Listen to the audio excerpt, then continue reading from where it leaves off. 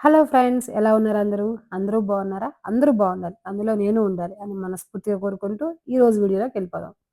సగ్గుబియ్యం. సగ్గుబియ్యంతో చిన్నప్పటి నుంచి మన అమ్మలు, అమ్మమ్మలు సగ్గుబియ్యం పాయసం చేసి తిను తిను అని బాగా బోర్ కొట్టించేశారు కదా! ఇప్పుడు కొత్త స్టైల్‌లో, కొత్త రుచితో ఇలా సగ్గుబియ్యం పాయసం ఒక్కసారి చేసి చూడండి. మళ్ళీ తినాలి అనిపిస్తుంది. మళ్ళీ మళ్ళీ చేసుకోవాలి అనిపిస్తుంది. ఒక్కసారి నేను చెప్పినట్టు ట్రై చేయండి. ఎలా చేయాలో చూసేద్దాం రండి. ముందుగా ఒక బౌల్‌లోకి సగ్గుబియ్యం తీసుకోవాలి. మనకి టైం ఉంటే నార్మల్ వాటర్‌లో 2 అవర్స్ నానబెట్టుకోవచ్చు. టైం లేకపోతే వేడి నీళ్లు పోసుకొని ఒక 10 నిమిషాలు నానబెట్టుకుంటే సరిపోతుంది. నేను వెంటనే చేద్దాం అనుకుంటున్నాను కాబట్టి వేడి నీళ్ళలోనే నానబెట్టుకుంటున్నాను. ఇప్పుడు ఇందులోకి ఒక సీక్రెట్ ఇంగ్రీడియెంట్ చూపిస్తాను మీకు. అదే క్యారెట్. ఈ క్యారెట్ గాజర్ అంటారు కదా! ఇది ఈ టైంలోనే దొరుకుతుంది రెడ్ క్యారెట్. సో, ఈ రెడ్ క్యారెట్‌ని ఒకటి యూజ్ చేసుకుందాం. ఇప్పుడు ఈ రెడ్ క్యారెట్‌ని కూడా తురుముకుందాం. మరీ ఇలా సన్నగా ఉన్న వైపు కాకుండా లావుగా ఉన్న వైపు తురుముకుందాం. లావుగా ఉన్న వైపు తురుముకోవడం వల్ల ఏంటంటే, తర్వాత పాలల్లో ఏసి ఉడకబెట్టినప్పుడు పేస్ట్ అయిపోకుండా మనకి కొంచెం పంటికి తగులుతూ, కనబడుతూ కలర్‌ఫుల్‌గా ఉంటుంది. సో, అందుకని లావుగా ఉన్న వైపే తురుముకుందాం. లావుగా ఉన్న వైపు తురమడం వల్ల ఇలా పీసులు కొంచెం పెద్ద పెద్దగా అనిపిస్తాయి. అలా అని ముక్కలు గాకుండా కొంచెం పలచగా, పెద్దగా ఉంటాయి. ఇప్పుడు ఈ తురిమిన క్యారెట్‌ని పక్కన పెట్టేసుకుందాం. ఈ 10 నిమిషాల్లో సగ్గుబియ్యం నానిపోయింది గదా! దీన్ని కుక్కర్‌లోకి ట్రాన్స్‌ఫర్ చేసుకొని 3 విజిల్స్ వస్తే సరిపోతుంది. ఆల్రెడీ వేడి నీళ్ళలో నానబెట్టాం గదా! బాగా సోక్ అయిపోయి ఉంటుంది. సో, 3 విజిల్స్ వస్తే చాలు. కొంచెం నీళ్లు పోసుకుంటే సరిపోతుంది.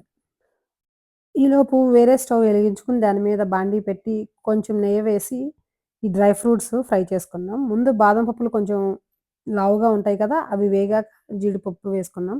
జీడిపప్పు లైట్‌గా కలర్ మారిన తర్వాత కిస్మిస్ వేసుకుందాం. ఈ 3 వేగాక ఒక ప్లేట్‌లోకి తీసుకొని మళ్ళీ అదే బాండీలో ఒక స్పూన్ నెయ్యి వేసుకొని క్యారెట్ ఫ్రై చేసుకుందాం.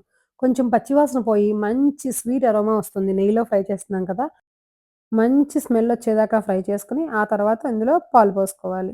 ఈ పాలు పోసుకొని, క్యారెట్ బాగా ఉడికేదాకా ఉడకబెట్టుకుందాం. ఈ క్యారెట్ ఉడికేలోపు మనం ఇంకొక చిన్న పని చేద్దాం. అదేంటంటే, కస్టర్డ్ పౌడర్‌ని పాలల్లో ఏసి మిక్స్ చేసుకుందాం. ఈ కస్టర్డ్ పౌడరు ఈ సగ్గుబియ్యం పాయసంలో ఎయటం వల్ల ఒక కొత్త టేస్ట్ మనకి తెలుస్తుంది. ఈ కస్టర్డ్ పౌడర్ ఎయటం వల్ల ఫ్రూట్ సలాడ్ టేస్ట్ ఉండి, సగ్గుబియ్యం, క్యారెట్ ఇవంతా కలిపి చాలా మంచి టేస్టొస్తుంది ఈ సగ్గుబియ్యం పాయసానికి. లమ్స్ లేకుండా కలిపేసి పక్కన పెట్టుకుందాం మనం. ఇప్పుడు పాలు పొంగొచ్చాయి కదా! ఇలా పొంగింది అంటే క్యారెట్ ఉడికింది అని అర్థం. ఇక్కడ ఒక్కసారి టెస్ట్ చేసుకోవాలి ఉడికిందా లేదా అని. ఉడకకపోతే మళ్ళీ ఇంకొంచెం సేపు ఉడకపెట్టుకోవాలి. సగ్గుబియ్యం వేస్తే ఇంక క్యారెట్ ఉడకదు. అందుకని ముందే క్యారెట్ ఉడకాలి. క్యారెట్ ఉడికాక సగ్గుబియ్యం నీళ్ళతో సహా వేసేసుకోవాలి. సగ్గుబియ్యం వేశాక 2 పొంగులు రానిస్తే సరిపోతుంది. అంతే సగ్గుబియ్యం ఆల్రెడీ ఉడికిపోయి ఉంది కదా! పాలల్లో కూడా వేసి ఒక 2 పొంగులు రానిస్తే సరిపోతుంది. సగ్గుబియ్యం వేశాక కొంచెం పాలు థిక్కవుతాయి. వాటర్ ఉన్నా సరే కొంచెంసేపటికి థిక్కవుతాయి. ఇప్పుడు కొంచెం థిక్కయ్యాక ఈ కస్టర్డ్ పౌడర్ కలిపి పెట్టుకున్నాం గదా! అది కూడా వేసుకొని బాగా మిక్స్ చేసుకోవాలి.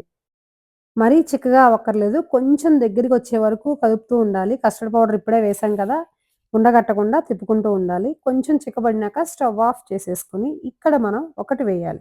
మనం ఇంతవరకు ఎక్కడ స్వీట్ ఎయలేదు గదా! ఆ స్వీట్ ప్లేస్‌లో నేను ఇక్కడ హనీ వాడుతున్నాను. స్వీట్ తినేవాళ్ళైతే కొంచెం బెల్లం వేసుకోండి. లేదంటే హనీ వేసుకుంటే సరిపోతుంది. నేను హనీ ఒక్కటే వేసుకుంటున్నాను. ఒక కప్పు సగ్గుబియ్యానికి ఒక కప్పు హనీ వేసుకున్నాను. నాకు సరిపోయింది.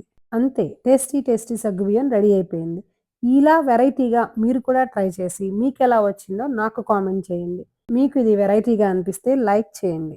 నేను ఇందులో యూజ్ చేసిన క్యారెట్, హనీ, కస్టర్డ్ వల్ల సగ్గుబియ్యం కొత్త టేస్ట్ వస్తుంది. మీరు కూడా ట్రై చేయండి. సగ్గుబియ్యం పాయసం మీకెలా అనిపించిందో నాకు కామెంట్ చేయండి. Thank you for watching.